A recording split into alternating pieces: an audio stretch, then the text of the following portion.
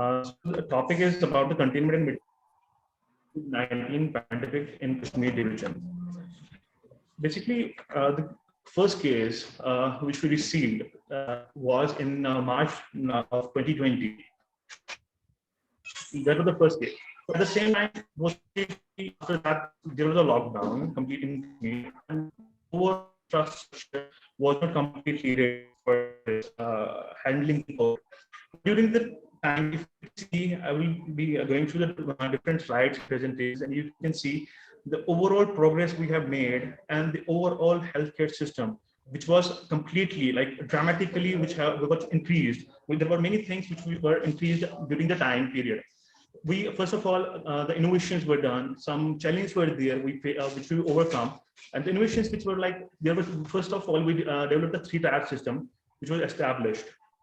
In that, we had three tiers, that was DHCs, CCCs, and CHCs, which meant actually we divided our hospital in three categories first.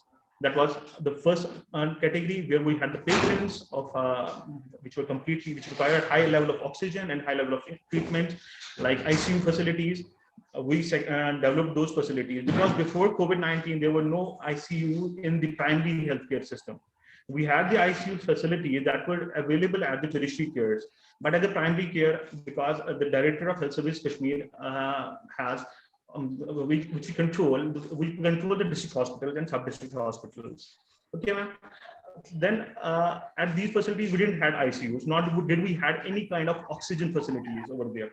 So at the beginning, we just had only 900 liters of liquid oxygen plant oxygen generating plants, which were available at three facilities. So that was the scenario before the COVID. During the COVID, we developed these TAP facilities. After that, where we segregated different patients, we kept them the asymptomatic at the CCC levels and the symptomatic at the higher levels, and the patients which were facing the higher level of issues were shifted to the tertiary care hospitals. At the same time, we dedicated some hospitals for just COVID purposes, so that we don't have to mingle the patients and we don't face any outbreak because of that. But we also divided the places with the containment zones, red zones throughout the valley. That was the basic innovations, and we tried to have some out-of-box decisions were made. Even that at that time, we developed the control rooms at district levels, and which were controlled by the divisional control rooms, where we had all set up call centers, and different people from the different fields were there, from management, administration, and healthcare, and municipality was also involved in that system. Then there was some challenge. The biggest challenge was that the enemy was invincible and posted a great threat. Okay, as the health workers, which include doctors, specialists, paramedics, and the support staff, were considered to be barriers combating this pandemic. So at the beginning, what we did was we started doing the gap analysis. We got the whole data for our whole healthcare worker setup, how many people we have in the like doctors, frontline workers. We started getting the PPE kits, masks, gloves for all staff, that make them safe, okay, so that they don't face any issues. At the same time, we started the gap analysis at our hospitals, setting up of ICU beds and the oxygenation plants. As you have seen, you might have seen previously throughout the various states in India, a lot of issues were faced regarding the oxygen supplies. They had to get the oxygen containers from different states, and there was other issues regarding that. But throughout the COVID period, we didn't face those issues because we increased our capacity from 900 liters per minute to 21,000 liters per minute. Okay, then the process followed for deployment. Soon after the WHO declared this pandemic, we ensured the hospitals didn't have any huge crowds. So we did something out of box. We segregated for these hospitals. Then other thing was done was we had some flu clinics established at the doorsteps of the hospitals, where we actually checked these patients for any tested them, did them rat test or soldier. So after that, the sampling and screening was increased. We can at present per day our capacity is around 20,000 samples are being tests are done, RAT test and other tests. And overall, we have even done 30,000 tests per day in Kashmir. Even at present, the vaccination, our vaccination was really appreciated by Honorable Prime Minister in Man Ki Baat also, where he really appreciated our model, and the LG of Kashmir also appreciated our model. Even the Delhi Honorable High Court of Delhi and Mumbai asked the Delhi government to promote the JK model of vaccination throughout the country. We at now we administered more than 60 lakh vaccines in Kashmir. Okay, as Kashmir has a population of around 70 to 80 lakhs, so that's a huge number. So accordingly, we went to door to door. We involved the local imams of the mosque, involved the personality. We faced backlash during giving the vaccine and during the process of vaccination. We faced a backlash. People were not aware of. People were not aware of vaccination. They showed the resistance for getting vaccinated. We involved the local mosque imams. We involved renowned doctors. Other renowned personalities who had the say in the society. So involve them. We got some videos from them. They supported us, and then people started coming forward for getting vaccinated. These were some out-of-box ideas and challenges which were made. And at the beginning, one more thing was done, that those are all the entry points to Kashmir division. With that, by that I mean that we have established the sampling and testing facilities at all the places in info places, like at the airport and other by road facilities. We don't have the train facility coming directly to Kashmir, but at roadside we had those sampling and testing were done for all the inbound passengers or locals to the Kashmir Valley. Then the innovation during the innovation part, we had a COVID control room. That was really useful in the whole process, because we used to track down the patients. We used to call those positive patients. We used to take the feedback from them, and if we felt anyone was having more severe symptoms, we used to shift them to the hospitals. And the persons who were kept at home isolation or home quarantine, we used to monitor them through our control rooms everywhere. So we used to provide them basic corona kits, which had some basic things like pulse oximeter for the places to the patients at home who didn't have those available with them. So we used to provide them other medicines also, and call them through our control rooms on the daily basis, so that the patients are monitored well at even if they are present at home. Then solutions, they proactive the primary to be the difference. Besides closely monitoring the evolving situation on the daily basis, we used to monitor it every day and assess the details, because what was the positivity rate and fertility rate was done simultaneously. The comparison of the pre-deployment with the post-deployment. People started believing in the healthcare system of Valley as trust was reposed in government health institutions. As I can claim, it's a positive claim that in Kashmir, in comparison to the whole of other states in India, 95% is the public sector, where the healthcare is managed by the government. We only have like 5 to 10% of private hospitals present in Kashmir. So most of the people do come to the government hospitals and government facilities. So that was because we were able to deliver them. We will tackle the COVID patients and other patients and other cases also here. So the benefits of the solution was that we had also a high recovery rate that was more than 90% achieved within only minuscule of 0.25% deaths due to the COVID. As I can say, there at present we have only around 20 deaths here in Kashmir from past pandemic first wave. Then this is the statistics which I would like to share with you. DCH, their DCH are like the number of facilities. These are the higher level of facilities which we kept just for the patients which are severe affected due to the COVID. So at there we have around 1,285 beds dedicated for COVID. That's at present also. Then there's a second level DCHC. At DCH level we have the facility and we have the oxygen generation plants there. So we're not dependent on getting the oxygen from some other place or some oxygen generation plant. So we have that facility there. And then at DCHC level, we don't have the ICU facilities, but still we have the oxygen facilities there. And we have the dedicated COVID beds, around 720. And CCCs are the panchayat level beds, which were an initiative of the government of India to set up the beds at panchayat level. So at 2100 facilities, we have 8,000 beds established right now for the COVID purposes. And for as oxygen sources, we already had different types of OGPs, like at 29 hospital facilities, we have installed the oxygen generation plants, which were not there before the COVID. So that was an achievement. And we got around 6,800 oxygen generation oxygen concentrators and different two types of oxygen bulk cylinders made available during the COVID period. And you can see in this slide, we had only 900 liters per minute oxygen available in our 3 district hospitals.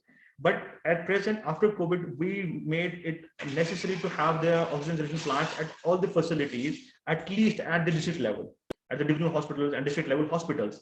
So before the under the APEX and the DNB course, we were trying to start even academics in our hospitals. So we we at present have around 13,900 oxygen liquid oxygen generation plants, and under PM Care we got around 7,550 liters of oxygen generation plants, and still 5,000 are under in pipeline under the World Bank plan. So even our healthcare workers were also, you can see under the World Health Organization also promoted, and they really appreciated our work. They during the winter period and in the remotest places, our healthcare workers and vaccinators went there, tested them, and made the vaccines available to them, and made sure that the remote even the people living in the remotest areas where their road transport or electricity is not available, they are vaccinated. So that was really appreciated by even World Health Organization. So even now we were not sure about the third wave. So we have already started working from the month of May. We are planning and preparing for the third wave. We started doing our trainings. We started developing our ICUs more, and we functionalization of all the generation plants. The plants I was discussing about, like a 5,100 liter pending. So we are planning to make them functional, and we are trying to start RT-PCR labs in all district hospitals also.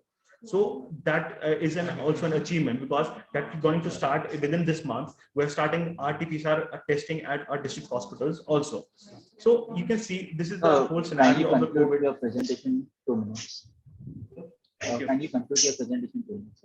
Okay, fine. So these are the last 2 slides. So this is the fatality rate is 1.19% in comparison to the nation of 2%. We are having a good case is less than the national level, and the recovery rate is also good. And we have tested taking more than 61 lakh samples and vaccinated more than 60 lakh people.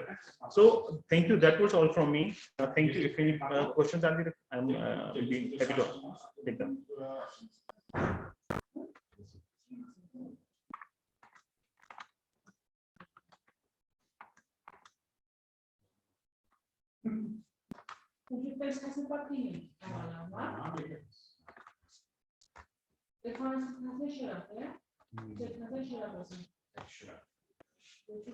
Ma'am, I can't hear you because I think your mic is off, ma'am. Oh, sorry. Excellent work done from in your state, because your mortality is lower than national average. Even the recovery rate is also higher. 2 things you missed. I mean, your 3-tier COVID treatment facilities are also good, so that you are able to reach to the people in the villages and all. But what I found missing is two things. One is about ambulance services, so how the people come to the facility, COVID treatment facility, number 1. Number 2 is, what about contact tracing? How did you do that? Ma'am, for the ambulance services, we have a wonderful system of 102 and 108 established in throughout Kashmir.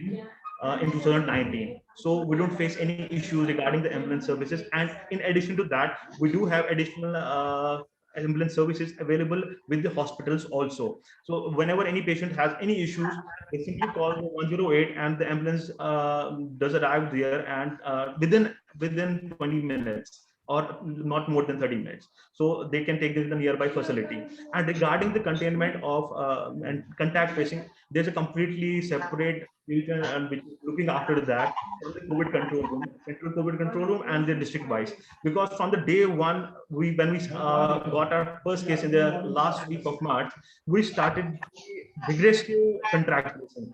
So we had all the list of the primary contacts and started tracing them, then started isolating them at different places. Because in the beginning, till July, we had a different facility, administrative, some facilities, some which were set up by the administrative department, like in college and universities and hostels, where we kept these primary contacts for around 10 to 14 days, where they were monitored. If they showed some symptoms, they were also tested there because in the beginning we only had the RT-PCR sampling available, and then we started RAT testing also. So they were tested there, they were provided food, lodge, everything during that, and that was free of cost also. So they were treated over there and kept aloof, so that they don't make others affect with that with the virus. So they were treated there. So after that, have you digitized the process? yes, ma'am, we have the data for everything. We do have the data. There is a bulletin even daily at the evening. We get a media bulletin that's shared by the Department of Information also through the divisional control room, which gives the detail of total number of patients, total number of deaths, and vaccinations also, and tests done, rats done. What about Arogya Setu? Have you used Arogya Setu, or you have done your own? Yes, no, ma'am. Basically, Arogya Setu, regarding the Arogya Setu app, we received the communication from the ministry regarding that. We implemented that on the same day. We all the hospitals and CMOs were asked to make sure that everyone has that app installed. So everyone installed in Kashmir region, most of the people installed the Arogya Setu app. Okay, thank you. Thank you. Thank you. Sir, please elaborate on what is your strategy to check the people who are coming from outside the state. Outside the state, we had a strategy at the onset of this pandemic. At the beginning, we started, in Kashmir, we have only few entry points. Okay, sir. So we don't have multi-entry points in the Kashmir. One is the airport, and second is through Banihal tunnel for road. Okay, so people coming by road were set up. Sampling testing facility was set up at the Kazigund facility, and at airport we have another facility set up where every patient, inbound patient, is tested there for the virus. Okay, thank you very much. Thank you. And in addition to that, even during the recent time, we do after the unlocking of the places and other public places, we do have testing facilities at every public place also. So we do random testing also. Even the vaccination is done at the evening time also, and door to door we went to home for getting people vaccinated also. So what is the level of vaccination? At present, we have administered more than 60 lakh vaccines. Pardon? At the present, we have administered more than 60 lakh vaccine doses. What is in percentage terms, roughly? I can say our population is around 70 lakh. So we are doing, I think, very good on that vaccination front also, because our vaccination drive was appreciated by the Honorable Court of Delhi and Mumbai also, and that vaccination model was asked by these court to implement it in other states also. Very good. Thank you. Thank you, sir.